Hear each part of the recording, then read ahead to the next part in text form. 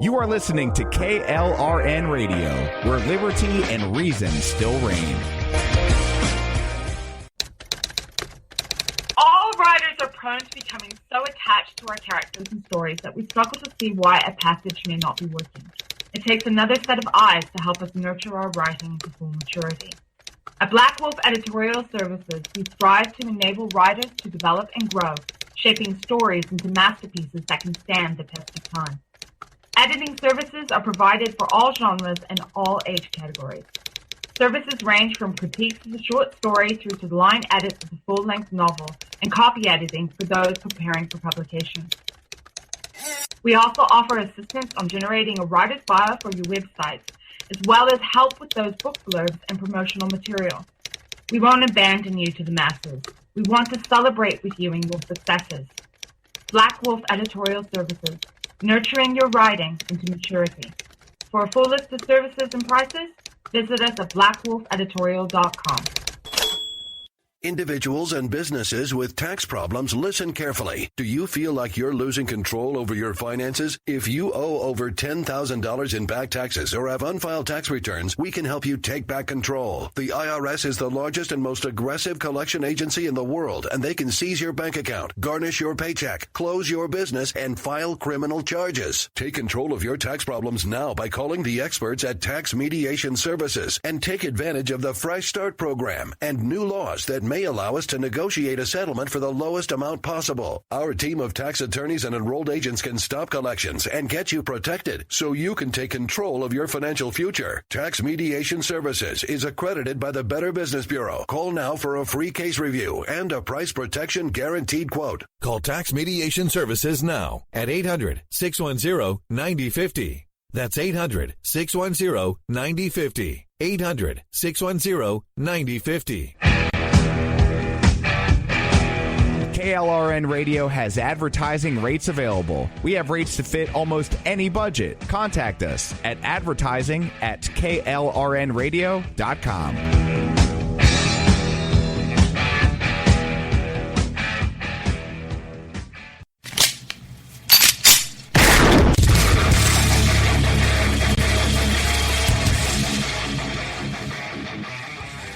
This is Slickery Trigger for Rebel Road Tactical. With proper care and feeding, your pistol will be ready when you need it, there to save your life. Shouldn't your gear be that good? Whether you need a holster for comfortable everyday carry or a tough-as-nails holster for your next training course, Rebel Road Tactical has what you need. Check us out on the web at rebelroadtactical.com. Tired of paying outrageous prices for Viagra? Well, we have great news for you. Now you can finally get Viagra at huge discounts. Healthy Man allows you to save up to $500 on Viagra. Why pay U.S. pharmacy prices of $15 per pill or more when you can get Viagra for less than $3 a pill? Call today and get 40 Viagra pills for only $99. This can cost as much as $600 at your local pharmacy. You can't afford not to call us. If you want Viagra at the lowest prices, never pay $15 a pill pharmacy prices again. Get Viagra for less than $3 a pill. Call 1-800-516-7602 today and save up to $500 and get 40 pills for just $99. Healthy Man is fast, easy, and affordable. Operators are waiting at 1-800-516-7602 to take your call right now. Call 1-800-516-7602. That's 1-800-516-7602. Again, 1-800-516-7602. You are listening live to the Vito and Vito Show. Disrespectful to the executive branch. I would remind you that extremism in the defense of liberty is no vice. Don't sign the damn deal, and the president won't. Therefore, I do not believe that the majority can vote a man's life or property or freedom away from him.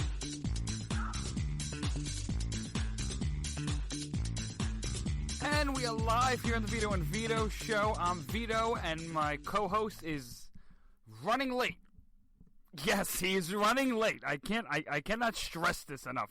But he'll be here, and we're going to have a good time here on the Vito and Vito Show. For those of you who don't know what you're listening to two college-age, well, one right now, but two, he's on his way. Two college-age millennial conservative libertarians out of liberal hellhole, Brooklyn, New York, as we bring you the defense of the principles of liberty free markets freedom and individualism right here on the Vito and Vito Show. You can check out the website, www.vitoandvito.com. Again, www.vitoandvito.com. Give us a follow at Facebook, Instagram, and Twitter at Vito and Vito Show. And we're going to have a great show lined up for you tonight, ladies and gentlemen. Vito and Vito here talking about Trump Care. We're going to be talking about the president, what he's doing about the Freedom Caucus. We're going to have a lot of fun here on the Vito and Vito Show, and we're going to break all of that down. And he is running. He is running. He is late, but he is running. And here he is. It is the other Vito, Vito DiGiovanni, showing up fashionably late to his own program. Vito, hi. Welcome to the show. And you're listening to the Vito and Vito Show. There we go. Now you're in. Okay. You started the show without me? Yeah, because I don't know where you were. We started at a certain time, and you haven't been here. Listen, we do the show live from the basement of the Empire State Building. And sometimes, yeah, the elevators wasn't working. The elevator wasn't working. Unbelievable. Don't blame me. Anyway, welcome to the show. Well, thank you. This is our show, so I know where I am. Thursday night, here we are. Tell me what we're talking about tonight. All right, well, since you showed up late, Trump Care is on the agenda, the Freedom Caucus, and we have a guest calling into the program. Yes, we do. Yes, we do, and we're gonna have a good time here tonight. We are talking about Trump Care, the Freedom Caucus, and the absolute disaster that went down here. Donald Trump going after the Freedom Caucus, totally uncalled for, totally unprofessional. I don't like that the man is going against his base. I don't like he's going against the people that matter, and it's annoying because the President of the United States should be on the side of conservatism. Instead, he's not, and I know a lot of the Never Trumpers out there, including yourself, Vito, is going to attack us and whatnot, but we're going to have a good time here. Who said that? You said that as a former guy who was, Former, I voted for the president. Well. Don't forget that. But, as anybody should be critical. It's not like I'm going to love everything he does. And I'm not going to love everything he does just because he's Donald Trump. So we got to see what he does, what he wants to do. What's happening with healthcare. We got to see all that. I think a lot is to blame for the Democrats. This cabinet's not done. Gorsuch, we're still waiting for the confirmation. The Muslim ban, or the immigration travel ban, as what it really is, still being stopped in the courts, which is ridiculous. Which shows a complete hypocrisy of some of these judges and from the left. Well, before we get into Donald Trump and Trump Care, we have Brian Trasher calling on, former Louisiana State Representative, consultant, Trump transition team advisor, and author of Laws and Sausage. You never want to see either one get made. Here he is to the show. Brian, welcome to the Vito and Vito Show. Thanks for having me on. I love me some New York City. That's right, brother. Hey, everyone loves New York City, especially Vito and Vito. Two kids out of Brooklyn. Who better could you get? Exactly. F. Scott Fitzgerald said there are only 3 cities in America, New York, New Orleans, and San Francisco. Everywhere else is just Cleveland. Well, I didn't want to say that because I know we got some people in Cleveland that like the show, but you're pretty much 100% right. Everything else don't matter except for New York and California. Cleveland's got enough to be excited about right now. Let me tell you what, growing up in New Orleans, we don't have professional baseball down here, so it seems like every kid would kind of adopt a team, and we had a lot of Braves and Astros fans, and because WGN came on, there's a lot of Cubby fans, but for whatever reason, I think it's because my parents took me to New York when I was a kid. I just I've been a Yankees fan. I try to get up there at least once a year to see a game. I love the Yankees. Oh! Thank God we have a Yankee fan on the show. I mean, I'm so tired of getting people from like Miami or something, or people from, especially Boston. We have a policy here on the Vito and Vito Show. No Red Sox fans are allowed on this show. No, not at all. Understood. Yeah, I hope so. I hope everybody understands. We are, no Patriots fans either. No Patriot fans. Right, yeah, no, it's wicked. It's wicked retarded. Wicked retarded. There you go. That's what we're talking about. All right, Brian. So you got this book. Why don't you tell us about it? Because I really want to know, and then we'll jump into Trump stuff. Yeah. So the book's called Laws and Sausage. You never want to see either one get made. And basically, it just kind of goes through kind of like lobbying 101. People that influence government and policymakers. And I've been watching all these protesters out on the street since the election. And the one thing that keeps going through my head is that, maybe they get themselves on TV, maybe they're having a good time out in the street, but they're not getting anything done. They're not going to change anything by holding up signs and running around the streets in broad daylight. So the real revolution is in the halls of government. What Laws and Sausage attempts to do is teach anybody, regardless of their education or background, the basics of how to work the process, how to work the sausage maker. It's the only way you're taking anything down in this country is from the inside. Well, I mean, that's really something that we got to talk about because we just know about the bureaucratic mess that goes on in Washington. Everyone knows about it. But I'm talking about the underhanded deals and stuff like that. I'm talking about the quid pro quo that goes on behind the scenes. I'm talking about the nastiness that has to get through in order for legislation to get passed. Here's the question, Brian. How much of that stuff needs to happen before a bill can get passed? Like, is it really House of Cards? I mean, you've been down there. We haven't been down there on the Hill as much. We just kind of analyze it. But from somebody who's been there, is it really that nasty? And be honest with us, man. You know, you don't have to hide anything. House of Cards is kind of, G-rated, maybe PG-13 compared to the real thing. Oh, what? There's like murder in that show. Yeah, well, listen, there's a reason why, somebody tried to get John Gotti to pay a payoff to the Clintons to avoid prosecution, and he said, I really don't want to get involved with people like that. Wow. True I mean, story. that is crazy. I didn't know that. I mean, as a big mafia aficionado, I had no clue John Gotti says that. That's really cool. There's a pickup line at a bar. All right, so we got that out of the way, and I didn't know it was so nasty and so crazy like that. I mean, like, just give it as an example. If you have any anecdotal stories or whatever, change the names, do what you got to do. I want to hear some juice come out of Washington, some real dirt. I want to hear somebody like doing some crazy deal in order to get something passed. Because we hear stuff about Lyndon Johnson all the time and stuff like that, and Richard Nixon. But what about anybody as recently?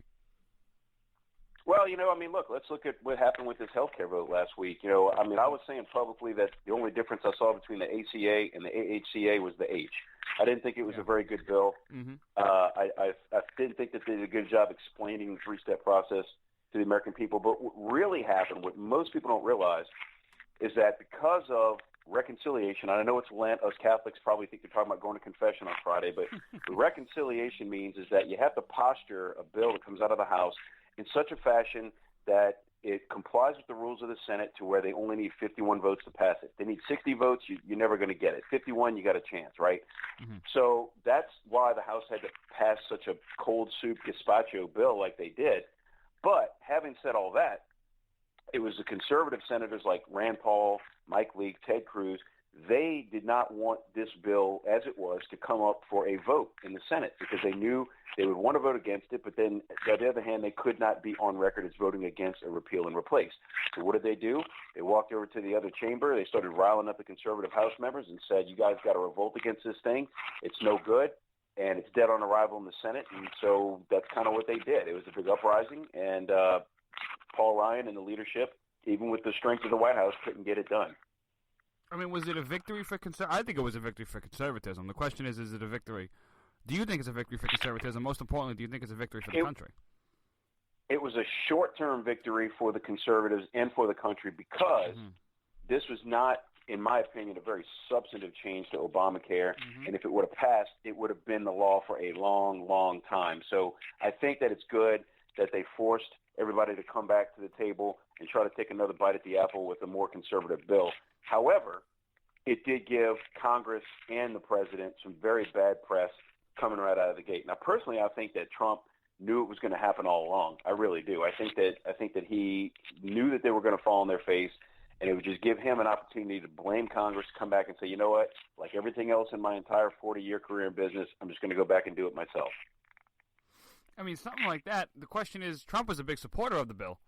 And I think he just wanted to get it done. Trump just kind of wanted this thing under his belt so he could say, I got this healthcare thing done. It's a major blow to the White House. I don't really agree with CNN on pretty much anything, but in this instance, I think it is that they got a point. This is a big blow to Trump saying he was a deal maker. He couldn't get this deal done, especially with probably the most passionate and best that the Republican Party could offer, the conservative base, and they couldn't hop on board the whole Trump thing. So the question is, where do you go from here? Do you continue to push down this bill? Do you make some changes, or do you go back to the drawing board and completely rewrite a bill that is going to get conservatives on your side? Because no Democrats are going to swing over and vote for this. So screw it. We have the Senate. We have the House. Why don't we just push through our own bill and try to see what we could do? Well, listen, the first thing Trump said was, fine, you guys don't want this? I'm going to start negotiating with Democrats. Well, then all the really conservative guys, the Freedom Caucus guys, their rear end started puckering up to the size of a decimal point because they know that if the Democrats have a hand in the next bill, then it's really going to be bad, okay? So now all of a sudden they're back to the table calling up the whip, my boy Steve Scalise, and saying, hey, let's get back and negotiate some of this stuff. Maybe we won't be such hardliners this time. In the meantime, the president's going to go out and he's going to pick some low-hanging fruit, get some wins, and then they'll come back when they got a little more momentum and the wind at their back, and they'll take another swing at healthcare, and they'll get it done. It's going to, I mean, Obamacare's dead. That was decided on November 8th. There's no way it's staying. The problem is it was a 2,400-page bill. It's infiltrated so many different departments of government, so many different parts of the budget. It's like knocking over a vending machine. You can't do it in one push. You got to rock it back and forth and then let it fall over. Well, I mean, I hope so. I hope they don't abandon this thing because I think it really is such an important situation, such an important topic. I mean, it deals with our future as young people, as college students. It deals with next generation. It deals with older people. It deals with every single American now and in the future. So the question is, I hope they don't give up on this bill. The question is, did Trump go about this the right way? Could Trump have went back to the drawing board and tried to renegotiate a bill? Could Paul Ryan have done something differently in order to get the team that he wanted and the support that he needed to get this bill passed? Because to me, it seems like the leadership did not do that. They can kind of completely abandon what their base is about. They've abandoned that conservative firestone. And when you do that, and I've said this before, you're not going to win. Trump said now he wants to go out and challenge Freedom Caucus members. Does that help the president? Keep in mind, a big chunk of his support comes from conservative Republicans. If conservative Republicans aren't on Trump's side, what are you going to do come re-election time? Who do you appeal to then? Because you know the left is not going to support you. Well, so first of all, the president put out that tweet about the Freedom Caucus. He's not serious about that. If you know, I mean, you guys have been watching Trump your whole life. I mean, what he does is he broadcasts out the first volley for everybody to hear it, freaks everybody out, and then takes a much more conciliatory approach behind closed doors. That's just his tactic, right? So, the other thing with regards to, the threat to primary these guys, he's more popular in their district than most of those guys are themselves. So they do have to be careful. Now, the normal way that the leadership like Paul Ryan would go about negotiating a big piece of legislation wanted to pass is they would kind of hold, chairmanships and different leadership roles in the House over these guys' head. And but that didn't work this time. It wasn't enough. So the president says, okay, I'm going to put the brass knuckles on and threaten them with their job. So, and look, it's kind of working. These guys are coming back to the table. They're starting to meet in the caucus room. And they're saying, okay, well, maybe we can live with some of this. Maybe we can live with some of that. They don't want Steny Hoyer and Nancy Pelosi having a say in this bill. And those guys aren't going to vote it anyway. So, if the Democrats were really smart, what they would have done was they would have helped Paul Ryan pass this bill because it really wasn't that different from Obamacare, and it would have been the law for a long, long time. Yeah, but now does this help Donald Trump going forward? If he's going to go forward and start helping or getting the support of Democrats to do his dirty work, he could easily say, come re-election time, or he could easily say, come midterm time or whatever, look what I'm doing with the Democrats. Look how we're coming to the middle and we're negotiating. You're going to alienate conservatives. At the same time, does that help him in the broader sense with him going over to the left? And is he abandoning the conservative base that got him? It got him to the White House. It did. And listen, people think that the president just shoots from the hip. I'm telling you, every single thing he does and says is extremely calculated, and he's looking at the big picture. Right now, he's looking at 2018. He knows there's over a half a dozen Democrats that come from states that he won that are vulnerable now. So when he says he's going to reach out to Democrats, that's who he's talking about. He knows that the far left, your guy Chuck Schumer, who was on the news the other day talking about how illegal immigrants don't do anything, do nothing wrong. I'm like, saying undocumented immigrant is like robbing a bank and calling it an unauthorized withdrawal. He knows that people like that can't be reasoned with are not going to be important to this bill. But Democrats that have conservatives in their backyard are going to have to. So, again, I think that he's being very calculated, and I believe that the conservatives will come back to the table. What other choice do they have? Okay, I mean, they either get Trump or they get a Democrat in 4 years who is going to put Obamacare, into the Constitution, keep it there forever. I mean, it's a good. This conversation. I love this conversation because it's like, well, how do things get done? Is Trump is he doing the right thing? Is Paul Ryan doing the right thing? Is the Freedom Caucus doing the right thing? I don't know. I want to go back to the book for a second and kind of relate this back to healthcare before we wrap up, Brian. And I love this conversation, by the way. If we go back, fun. I'm having a lot of fun. I'm a nerd. I'm having a lot of fun right now. If we go back to this original, if we go back to the original thing that we said before about the book, when we talk about this issue, I mean, Ted Cruz walking over and a lot of the senators, Rand Paul, Justin Amash, all running over from the Senate, all running over to the House, trying to influence their decision making. All the political hacks kind of know you don't do that. They're two separate entities. You don't really interfere with each other's houses. That's not really how it works. Who's in the wrong here? For breaking tradition, is Cruz and Paul wrong? or is it like they're doing the right thing? They're spitting in the face of tradition because tradition is not on their side and it's not better for the sake of the country. So I mean, it's like, how much animosity? In other words, how much animosity is there right now from establishment Republicans and the White House towards the senators who crossed over trying to influence the people in the House? I mean, there's probably some, ruffled feathers, but the bottom line is that I don't think it was right or wrong. I think it was good strategy. I think those guys know how to they know how to play the game. Yeah. Every one of those guys you mentioned is extremely intelligent. The House rules are different from the Senate, so they knew they could pull it off. And look, when you asked me before, how do things get done? They don't. The government it's professional wrestling. It's just one giant self-licking ice cream cone. When Harry Truman was president, he said the first 6 months after he got to Washington, D.C., all he did was wonder how the hell he got there. The second 6 months he was there, he wondered how the hell everybody else got there. Yeah. I mean, it's stuff like this. It's so exciting. I love seeing stuff like this. I want to see how it plays out. But let me ask you this question, Brian. We're going to wrap up the interview. Now, you were on Trump's transition team. You were there helping him out. Your name is even on his website, DonaldJTrump.com, which has got to be pretty cool. Yeah, tell me about it. I mean, you could say that your name is on the president's website. Yeah, that's pretty cool. I don't know. I don't know if I knew that before today. Well, there you go, brother. I just helped you out. Anyway, so you did. So you're on the man's website. You're obviously helping him out. You were helping him out. Tell me personally, how is the Donald? Is he this big, New York billionaire like we grew up seeing? Because remember, we're from New York. He's from New York. So we see this guy and we're like, wow, that's Donald Trump. He's got the name, the gold. He's a player. He's the man. Is he like that, or is he much more reserved? Is he cool? Can you talk to him? Is he brash like he is on TV, or is he like this cool, mellow guy that you could kick back and have a beer with? So in my experience with him, personally, one-on-one, or not that there were that many instances of one-on-one, but definitely in a room with him, in an intimate setting, he's actually very soft-spoken. He's very thoughtful. He asks a lot of questions. And he's listening because he asks follow-up questions about specific things that you say. So the guy, he's a very thoughtful guy. In a big room, when he's on, in a big, he's filling up a big arena, or if he's addressing a large group of people, he's exactly the guy you see on TV. He's the character of Donald Trump. And the only time I've seen him get really kind of reserved is when he's around his kids or his grandkids. Then he kind of turns into a patriarch.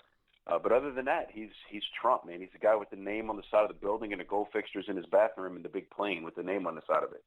I mean, that's I gotta love that about him. So he's real, is what you're saying?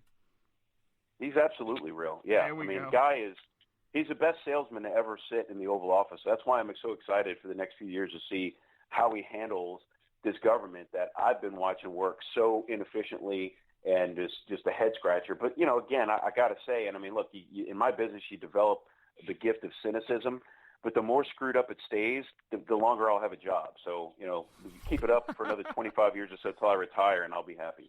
As long as you're happy, Brian, that's all that matters. But, I mean, it's what's the next move from here? Where does Trump go? What policy? Does he work on taxes? Does he work on what? Yeah, I think they take a look at taxes. I think that what he needs to do is he needs to focus on jobs. He's a guy that knows how to negotiate trade deals. He's got to explain his position on NAFTA a little better, but he's got to go out there and keep talking to these companies into investing in America, hiring American workers, and he's got to convince Americans to buy American. That's his sweet spot. That's how we feel. That's like when we go to arenas, with 10,000 people in the middle of Michigan that hasn't voted Republican since the 80s, and I see guys showing up, bikers. I see guys with union T-shirts on. I see people from all walks of life, and that's when I started to realize that there's no reason in the world why this billionaire from Manhattan should be connecting with this guy making $50,000 a year supporting a family of four. There's no reason, but he was connecting, and that's what he needs to do is just stay true to himself and what got him elected, and let the McNuggets take care of themselves. That's it. There you go. Brian Trasher. Brian, where do we get the book? The book is called, again, Laws and Sausage You Never Want to See Either One Get Made. Where do we get the book from? Well, when I'm on the Vito and Vito show, it's Laws and Sausage and Peppers and Onions. So there we go. You can go to Amazon.com and look up Laws and Sausage. It's available on Prime and on Kindle. You can go to my website, lawsandsausage.net, because some idiot got lawsandsausage.com before I could, so it's lawsandsausage.net. And everything you want to know about me in the book and the keynote speeches and the workshops that I give around the country is all there. And guys, I've had so much fun. I'd love to come back on the show anytime. I love New York City. I definitely would. It'd be awesome if I could pop in studio when I'm there. Oh, absolutely. Absolutely. And you let us know when you're back, because we're going to have you back on, and we'll have you in studio. Brian Trasher. I'll bring the scotch and cigars. That's what I want to hear, brother. That's what I want to hear. Oh! Former Louisiana State Representative, consultant, Trump transition team advisor, and the author of the book, again, Laws and Sausage. You never want to see either one get made. I love the title of that book. And in Brooklyn, we call it Laws and Sausage and Peppers and Onions. I love it, my man. Brian Trasher, thanks for coming on the program, pal. We'll see you back. All right, boys. Thanks. And that was Brian Trasher here, author of the book, again, Laws and Sausage. You never want to see either one get made. Vito, what an interview and what a lot of fun. That was great. That was great. That was a lot of fun. A lot of energy flowing through the room right now. I love it. The chi is flowing. When we come back, Vito and Vito are going to rip apart Donald Trump and what he just did, man. You don't go against the Freedom Caucus. They're the Patriots. Don't go anywhere. Vito and Vito, when we return, right after this. Who might you save? Your mother, your father, your husband, uncle, aunt, son. Learn FAST, F-A-S-T, the sudden signs of a stroke, and you could save. Your friend, teacher, boss. F, face drooping. A, arm weakness. S, speech difficulty. T, time to call 911. F-A-S-T. That's F, face drooping. A, arm weakness. S, speech difficulty. T, time to call 911. The sooner they get to the hospital, the sooner they'll get treatment. And that can make a remarkable difference in the recovery of your neighbor, the waiter, grandmother, grandfather. So learn FAST, the sudden signs of a stroke, then pass it on, because you never know who might save you. Your wife, your colleague. Spot a stroke fast. Visit strokeassociation.org, brought to you by the American Stroke Association and the Ad Council. It may be hard to believe, but people just like you are already saving money. FeedThePig.org makes it easy. Their simple savings plan teaches you how to start saving without going overboard. So you don't need to mooch off your friends. You gonna finish that grape? You mean the one in my mouth? You don't need to stop buying the necessities. What you're smelling is a natural musk. Ew. You don't need to be a medical test subject. How do you feel? Mostly okay. Sometimes, though. You don't need to get a second job as a stuntman. We need a new stuntman. Let's break for lunch. You just need an internet connection. Don't get left behind. Start your personal savings plan with the tips and tools on feedthepig.org. That way, you don't need to sell your soul to the devil. $15 is the best I can do. All right, deal. Brought to you by the American Institute of CPAs, the California Society of CPAs, and the Ad Council.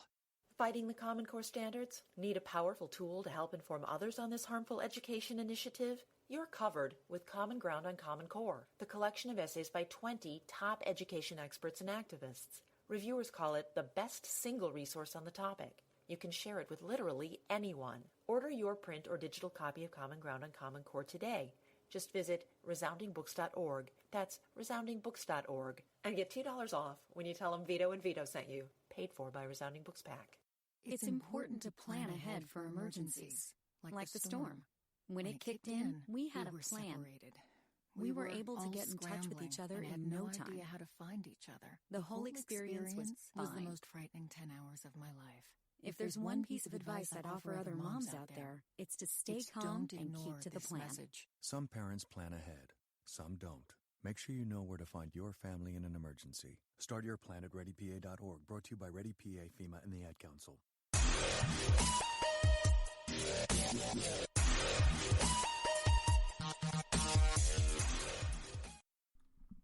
Vito and Vito back here. Check out the website, www.vitoandvito.com, www.vitoandvito.com. Again, www.vitoandvito.com. Don't mess that up. Very simple. You get it? All right. Just messing around. Vito and Vito back here. Follow us on Facebook, Instagram, and Twitter at Vito and Vito Show. A lot of energy tonight, Vito. I love it.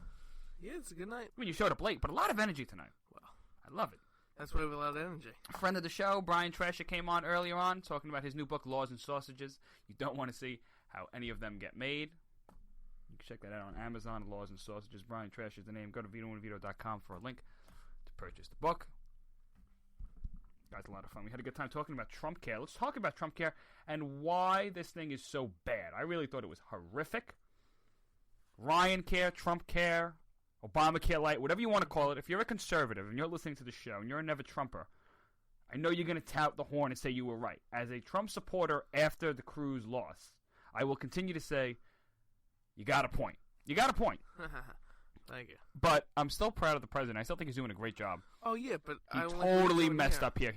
This is total mess up. But it's not even like, he is completely sticking by it, which I don't like even more, because he tweeted, because he's going after congressmen now.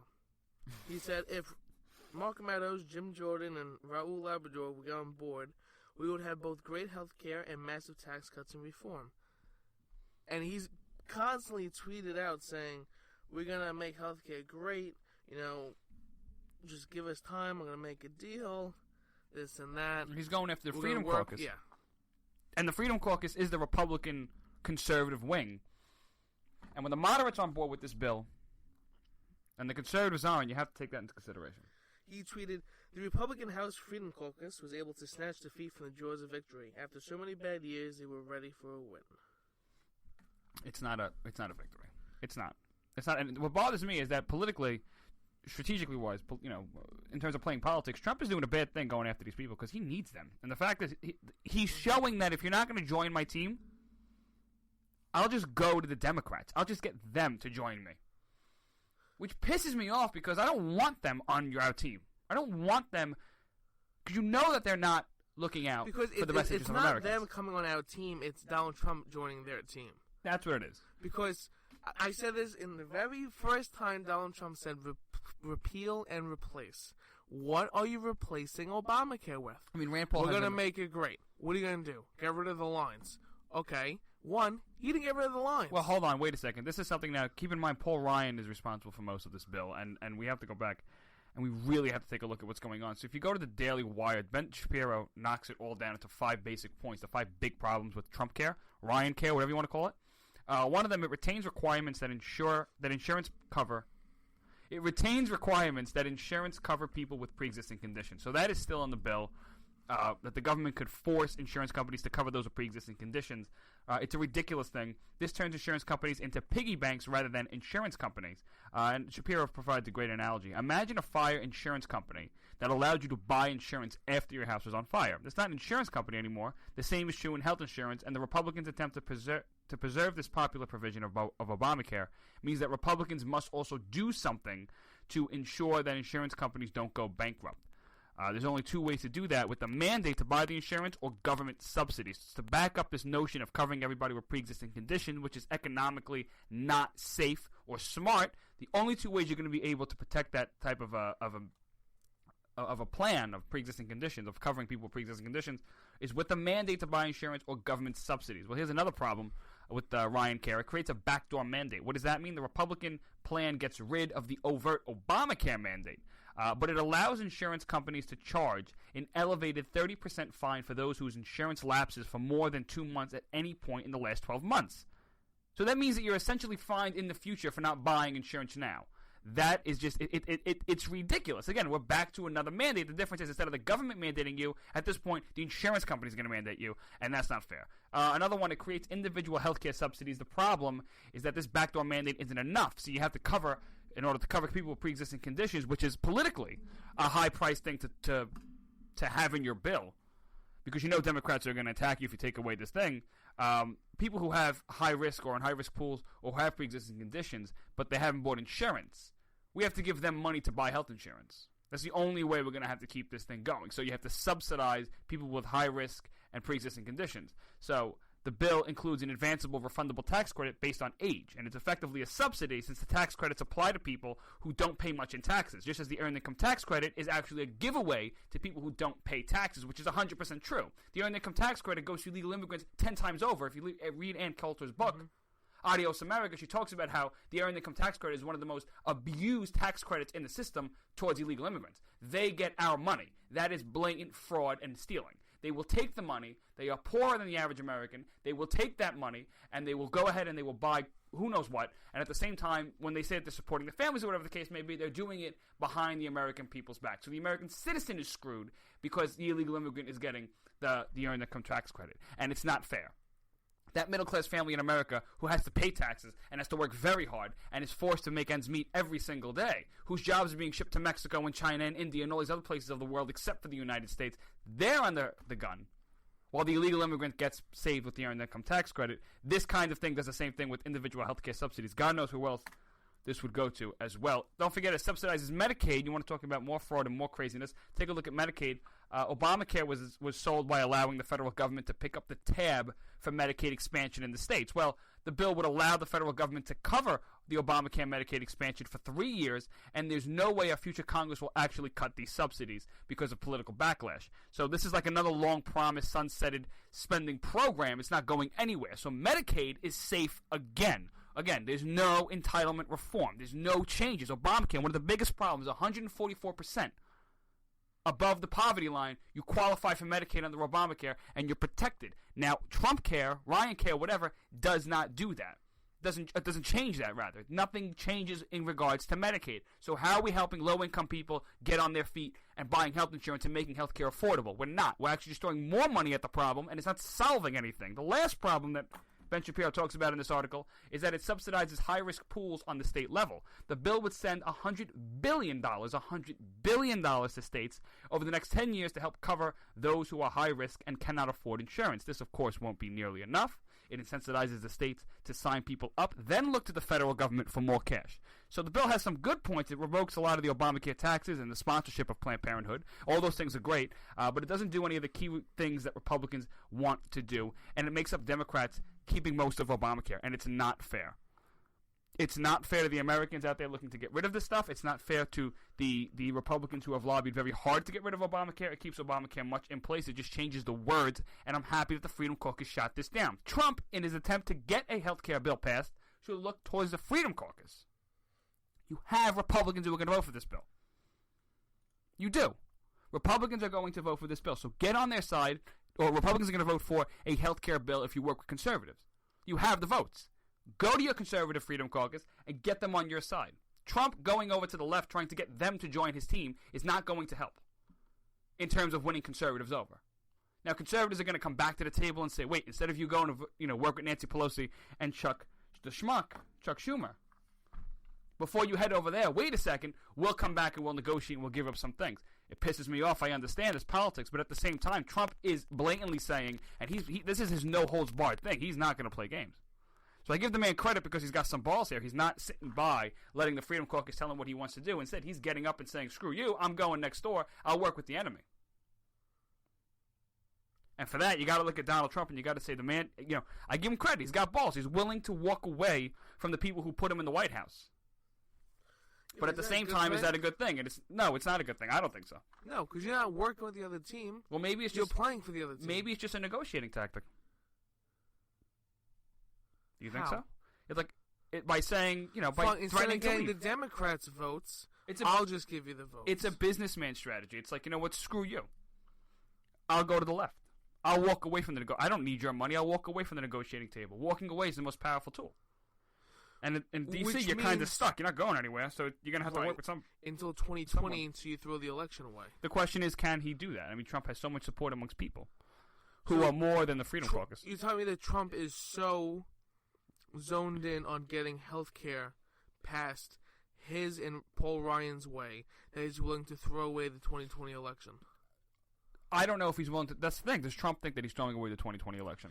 Unless he thinks maybe we'll get the wall, or this is the deal with Democrats. You give us a wall, we'll give you health care, or kind of like the deal Ronald Reagan made, which never came through. Well, he knows you're not going to get the wall with them. So how are you going to get the wall? Mexico's not paying. It's a political move by Trump to get what side. Point is he trying to prove? That he wants to get his thing done. He doesn't need them. No, he can go to the other side and work with them. Because this bill he's passing is Obamacare. This is what Democrats want. Well, Trump needs something done. He wants to be able to say, I've done something. This is This is the first thing on his list. He wants to get it done. So expand Obamacare. Look, I did something. No, he wants to get this done. You would have repealed Obamacare and you would have replaced it with Ryan Care. If you would have done those two things, then you would have moved forward.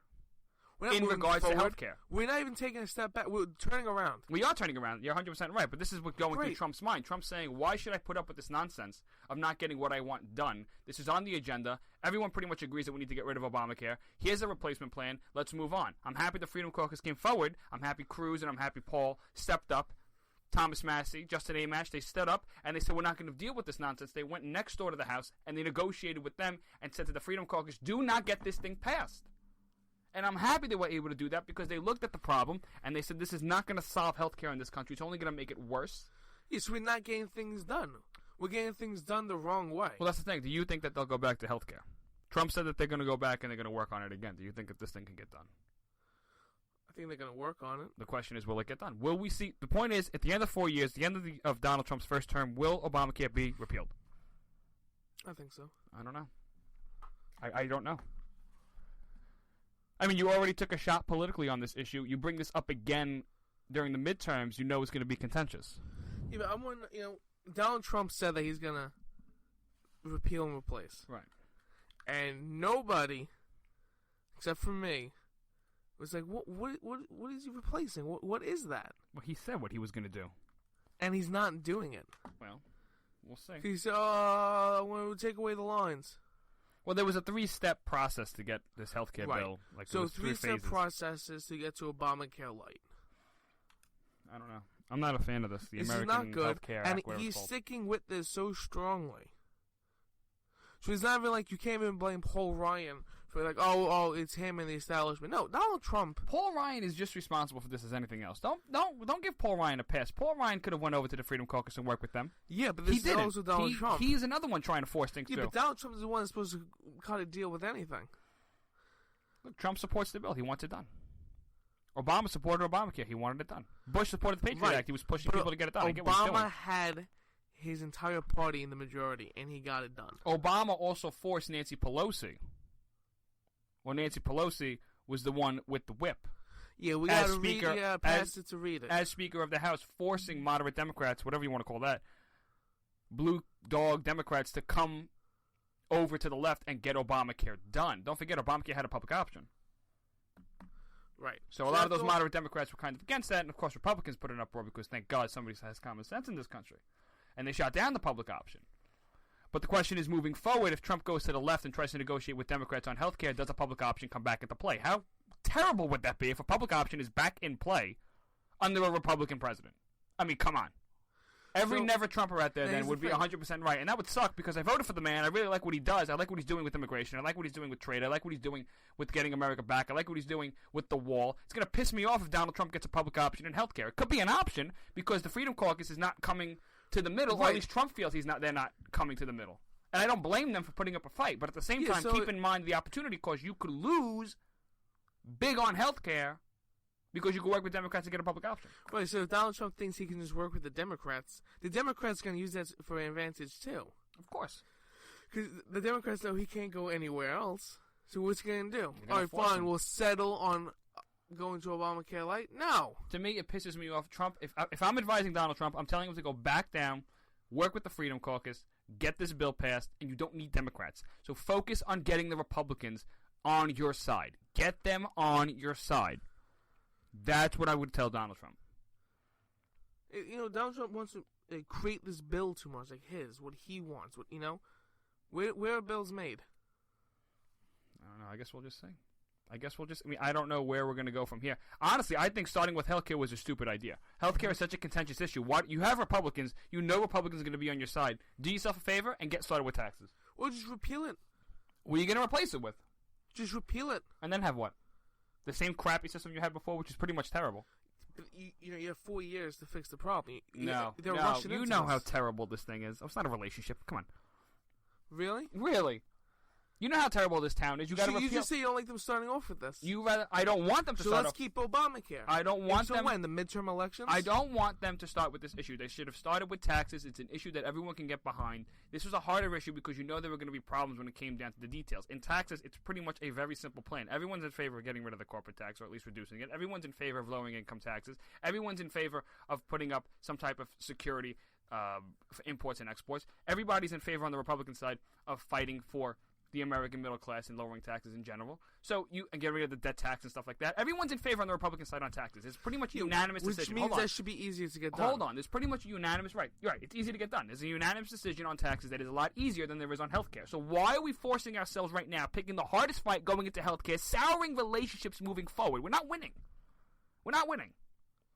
So you want to win this? Start with taxes, and then move on to immigration if you want. Immigration is going to be another big fight. Wait, but healthcare is going to take a while. I'm telling you right now, Donald Trump messed up big time pissing off the Freedom Caucus. The fact that you pissed off the Freedom Caucus is going to hurt him when it comes down to immigration. Because when it comes down to the wall, I highly doubt moderate Republicans who are so open to immigration and open borders, the same people who are a part of the Chamber of Commerce, the same people who are on the side of supporting amnesty, those John McCain, Lindsey Graham Republicans, he's going to have to work with them now in order to get that wall. And he just ruined the bridges that he could build with conservative members of the House and Senate in trying to get the biggest thing in his campaign, the wall. So if that's his number one priority, he better understand one thing and one thing right now. Immigration is going to be a lot harder on Donald Trump because I think he soured a lot of relationships with this health care bill. That's where I stand on this issue, and that's where you stand, isn't it? Yeah. Yeah, okay, there you go. All right, Vito and Vito right now. So. Having a good time. Listen, I'm going to play an advertisement for you, an interview we did with a good friend of ours, Dale Bellis, over at Liberty Health Share. All this talk about health insurance is nonsense. I want everyone to listen to an alternative to health insurance. Dale's going to talk to you about this wonderful company called Liberty Health Share, and it really is a great thing. I'm not just saying that to say it. I'm saying that because I mean it. It's a completely different thing. It's completely different from health insurance. You don't have to deal with the bureaucratic mess and the nonsense that we're dealing with right now. Hear about Liberty Health Share. I want you to take a look, and then I want you to go ahead and look this company up. Liberty Health Share. Listen to the interview we did with Dale Bellis. It's personal, it's important, and it's for every American out there. Then we're going to break. When we come back, forget about it moments here on the Vito and Vito Show. So don't go anywhere. I had a lot of coffee, so I'm jittery. Don't go anywhere. Vito and Vito, and we return right after this. Vito and Vito here with our good friend Dale Bellis of Liberty Health Share. Welcome back, Dale. Thank you, Vito. I appreciate the opportunity to be with you guys. Well, it is great to have you back, Dale. Answer to the good people at home, what is Liberty Health Share? Yeah, Liberty Health Share is a nationwide nonprofit association of families, men and women, across the nation who've united around a common cause, and that's really paying for and sharing in each other's medical expenses. We do that without the aid of an insurance company or the government. It's just a regular, systematic way of meeting health care expenses on a whole different premise. And it's mutual aid, mutual assistance. It taps into the tradition of America of helping one another when we have a need. And we just employ that principle for healthcare. Well, Obamacare has run into a lot of problems recently. A bunch of healthcare companies are pulling out of the exchanges. So does this mean that a lot of people are going to need some healthcare? They're going to need some health insurance or a health sharing plan. So what does Liberty Health Share offer them? Yeah, it's really fascinating to me that it continues to show the flaws, the problems with insurance. Insurance as a mechanism is meeting these issues, these ceilings regarding pricing that they can't deal with. And so that's why we've abandoned the insurance model and instead have created a whole different paradigm, which is Vito. If you guys have a medical bill, we've got an entire community of people who are prepared to help share your cost. And we send our share amount, we call it, every month directly to the person who has the expense. We message them with cheer or encouragement or prayer, whatever the case may be, and we help pay each other's medical costs. That's a whole different mindset, frankly, than insurance. We are making healthcare sharing available to everyone, but they really have to evaluate, is this the premise? Are these the ethics that we identify with? If so, man, we welcome them. Come on in. How about pre-existing conditions and drug coverage? How do you deal with that? Yeah, we share in expenses related to pharmacy. Whenever you go to the doctor, it's prescribed to you. We'll share in that.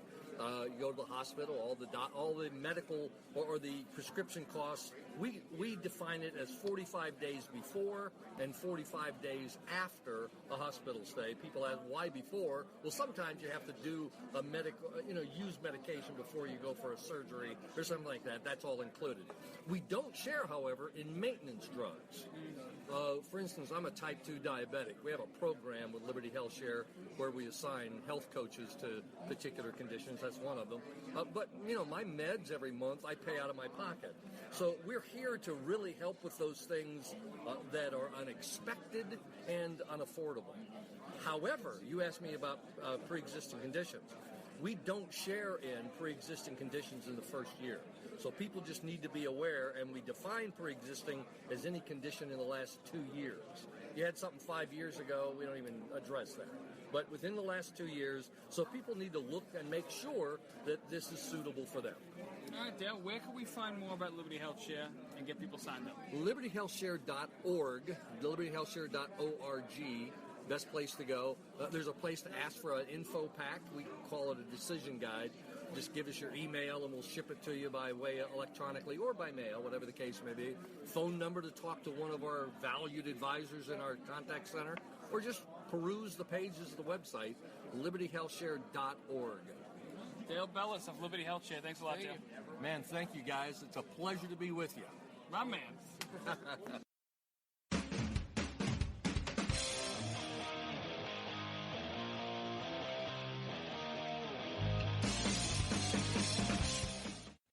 Who might you save? Your mother, your father, your husband, uncle, aunt, son. Learn FAST, F-A-S-T, the sudden signs of a stroke, and you could save your friend, teacher, boss. F, face drooping. A, arm weakness. S, speech difficulty. T, time to call 911.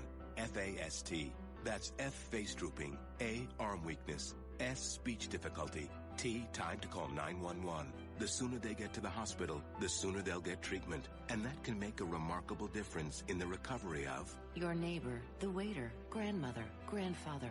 So learn FAST, the sudden signs of a stroke, then pass it on, because you never know who might save you. Your wife, your colleague. Spot a stroke fast. Visit strokeassociation.org, brought to you by the American Stroke Association and the Ad Council. It may be hard to believe, but people just like you are already saving money.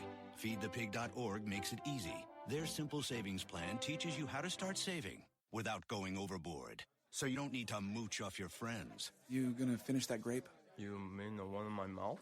You don't need to stop buying the necessities. What you're smelling is a natural musk. Ew. You don't need to be a medical test subject. How do you feel? Mostly okay. Sometimes, though.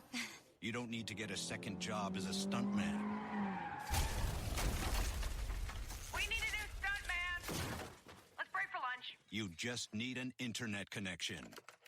Don't get left behind. Start your personal savings plan with the tips and tools on feedthepig.org. That way, you don't need to sell your soul to the devil. $15 is the best I can do. All right, deal. Brought to you by the American Institute of CPAs, the California Society of CPAs, and the Ad Council. Fighting the Common Core standards? Need a powerful tool to help inform others on this harmful education initiative? You're covered with Common Ground on Common Core, the collection of essays by 20 top education experts and activists. Reviewers call it the best single resource on the topic. You can share it with literally anyone. Order your print or digital copy of Common Ground on Common Core today. Just visit resoundingbooks.org. That's resoundingbooks.org. And get $2 off when you tell them Vito and Vito sent you. Paid for by Resounding Books Pack. It's important to plan ahead for emergencies, like the storm. When it kicked in, we had a plan. Separated. We were able to get in touch with each other in no time. Idea how to find each other. The whole experience was the fine. most frightening 10 hours of my life. If there's one piece of advice I'd offer other moms out there, it's to stay calm don't and ignore keep to the this plan. message. Some parents plan ahead, some don't. Make sure you know where to find your family in an emergency. Start your plan at ReadyPA.org, brought to you by ReadyPA, FEMA, and the Ad Council.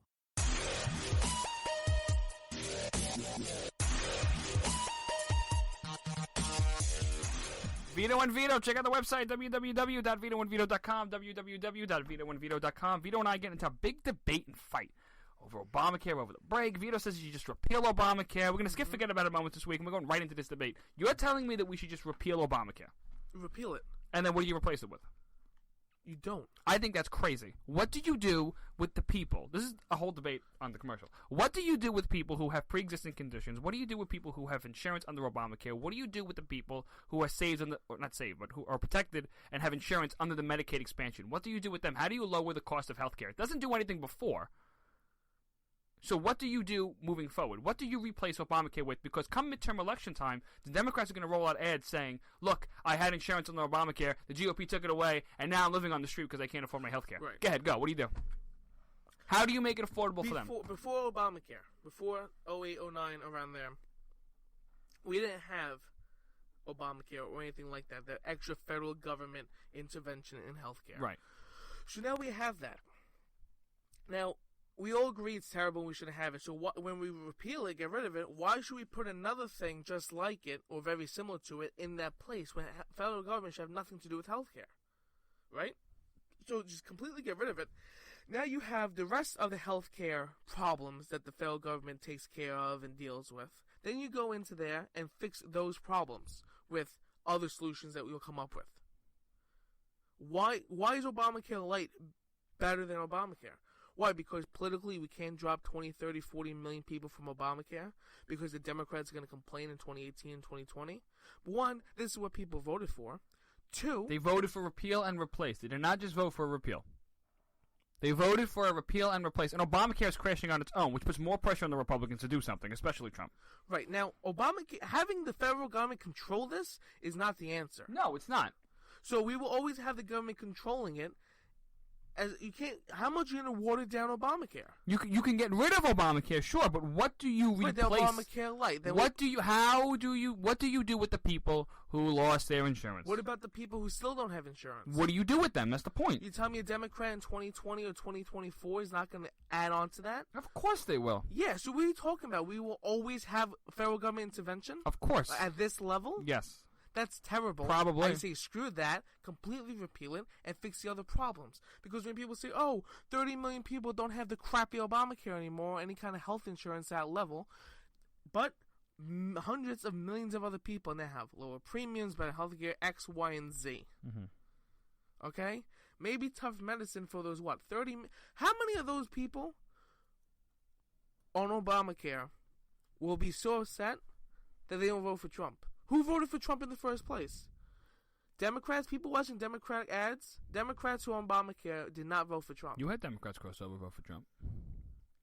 But not so many on Obamacare that's going to swing the election in 2020. You tell me, oh, he took away my Obamacare, now I'm not going to vote for him. Could be. It's not going to be that big. Screwing over the Freedom Caucus, that might have some big consequences. I think that's a bigger ramification than anything else. Yeah. Yeah. Yeah, that's going to make it hard. Because remember, you had to get those cruise people onto your train. The Democrats, they're smart politically. They know what they're doing. So you put in the government agency like Obamacare. It's not an agency. I'm sorry. They put in Obamacare. You know what I mean? Mm-hmm. And now they know that you cannot get rid of it. You can only maybe replace it with something or like it. Then when they get back in office, they just add and expand upon it. Until you get to what? Socialized medicine? That's what they wanted. We all know that's the plan. So we're just slowly losing? Why? Because Democrats on Obamacare won't vote for Trump? We both agree here. If you want to win, repeal Obamacare. Great. I'm saying you need to replace it with something so that you don't look like you don't know what you're doing. There will be a political S-show if you don't have somebody on your side saying, look what we did. And make it sound like, look what we did. And I can say, oh, we didn't do anything except repeal it. You could repeal it, but what do you replace it with? What do you replace it with? Don't replace. I think that's crazy. You got to put something in place. You got to have something of a healthcare plan. Because what do you do with the people with pre-existing conditions? So what do you do with high-risk pools? What if in 10 years the Democrats implement socialized medicine? Then what do? Well, we can't really get rid of it. It's already there. You know, people are going to get upset if we start repealing things. You could replace it. I'm not against replacing it. I'm 100% in favor of getting rid of the entire thing of Obamacare. Now, what do you do in order to fix it? What do you do? How do you solve healthcare in this country? What is the healthcare plan? That's a completely different topic. That's what they're replacing it with. What does it mean? The federal government should not have another thing in there that's going to quote unquote fix healthcare, because the federal government cannot fix healthcare that. You know what? Let's end it at that, because you're 100% right. The federal government can't fix healthcare. Send it back to the states. That's the answer. Vito and Vito. www.vitoandvito.com.